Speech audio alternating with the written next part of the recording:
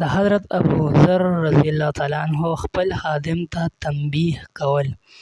حضرت ابوذر غفاري رضی الله تعالی عنه مشهور صحابي دی چې د هغه د اسلام راوړلو کیسه د اول باب په 5 نمبر کې تیره شوې ده. دی د لویو زاهدانو خلکو نه و. مال یې خپل ځان څخه جمع کوه، نه یې دا غوښتل چې بل څوک یې جمع کړي. د مالدارانو سره به همیشه په جنګ و.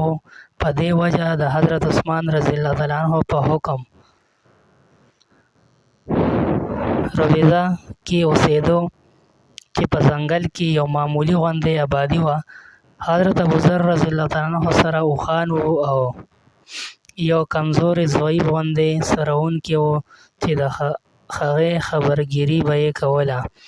په دې یې ګزاره وه. یو کس د قبیلې بنو سلیم د دوی په خدمت کې حاضر شو او دا ارزو یې ښکاره کړه چې زه تاسو په خدمت کې اوسېدل غواړم چې ستاسو د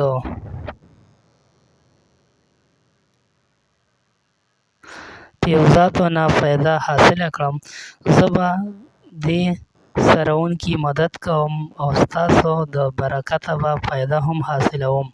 حضرت ابوذر رضی الله تعالی عنه ارشاد وفرمایو چې زما دوست هغه دی چې زما حکم مني. که چېرې ته زما حکم منلو ته تیار یې نو په شوق سره اوسه، که خبره نه منې نو ستا ضرورت نشته.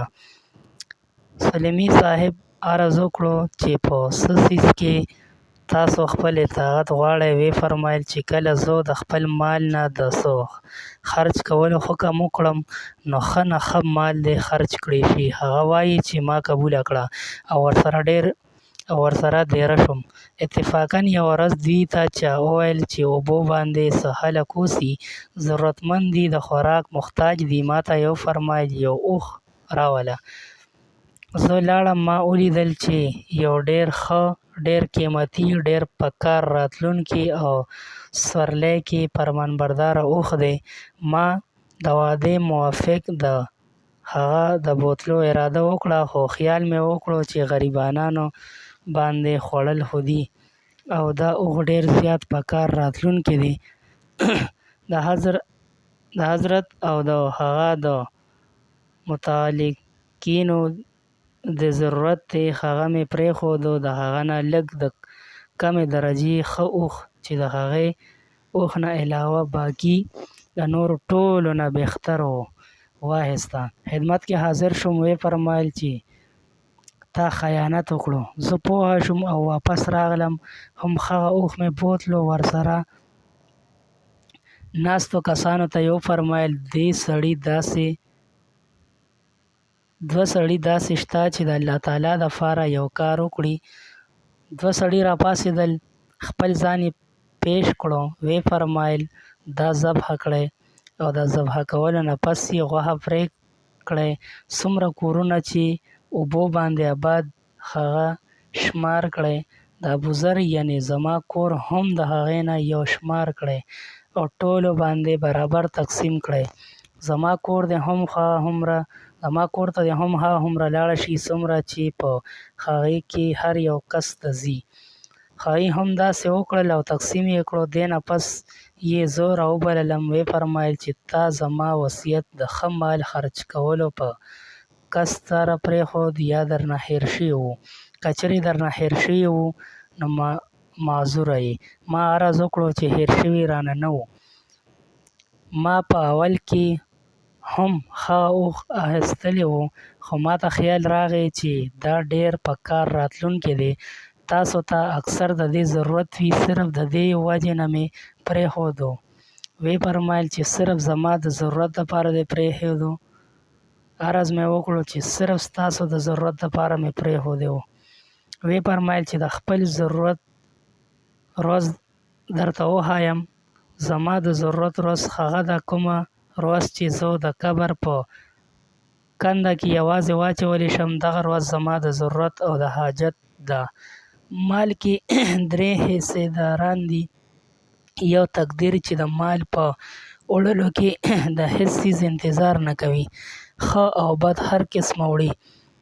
دویم وارث دی چې په انتظار کې دی چې ته مړ شې نو هغه یې واخلي، او دریم حصهدار ته په خپله یې که چیرې کیدای شي او ستا په وس کې وي نو درې واړه حصهدارانو کې د ټولو نه زیات عاجزه مه جوړېږه.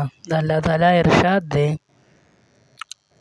لن تنالوا البر حتى تنفقوا ما تحبون.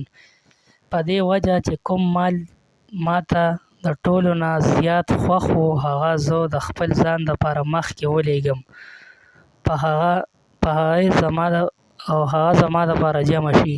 په ایده کې لیکي درې واړه حصهدارانو کې د ټولو نه زیات عاجزه نه جوړېدو. مطلب دا دی چې څه کیدای شي خپل ځان دپاره د آخرت ذخیره جمع کړه. داسې نه وي چې مقدار غالب شي او هغه مال درنه ضایع شي، یا ته مړ شې او هغه د نورو په قبضه کې راشي چې وروسته څوک د چا تپوس نه کوي.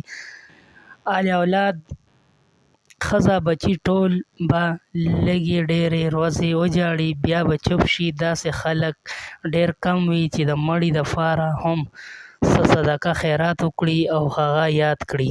یو حدیث کې د نبي علیه الصلاۃ والسلام ارشاد راغلی دی: بني آدم وایي زما مال زما مال. حال دا دی د ده مال صرف هغه دی کوم یې چې وخوړو او ختم یې کړو، یا یې واغوستو او زوړ یې کړو، یا د الله تعالی په لار کې یې خرج کړو او خپل ځان دپاره یې خزانه کې جمع کړو. دې نه علاوه هر څه چې دي هغه د نورو مال دی، د خلکو دپاره یې جمع کوي. یو حدیث کې راغلی دی چې نبي علیه الصلاۃ والسلام پوښتنه وکړه: تاسو کې داسې څوک دي چې هغه ته د خپل وارث مال د خپل مال نه زیات خوښ وي؟ صحابه عرض وکړو: ای د الله رسوله، داسې به څوک وي چې هغه ته د نورو مال د خپل مال نه زیات خوښ وي؟ نبي علیه الصلاۃ والسلام وفرمایل چې خپل مال صرف هغه دی چې مخکې ولېږلی شي، او کوم چې پرېښودی شي هغه د وارث مال دی.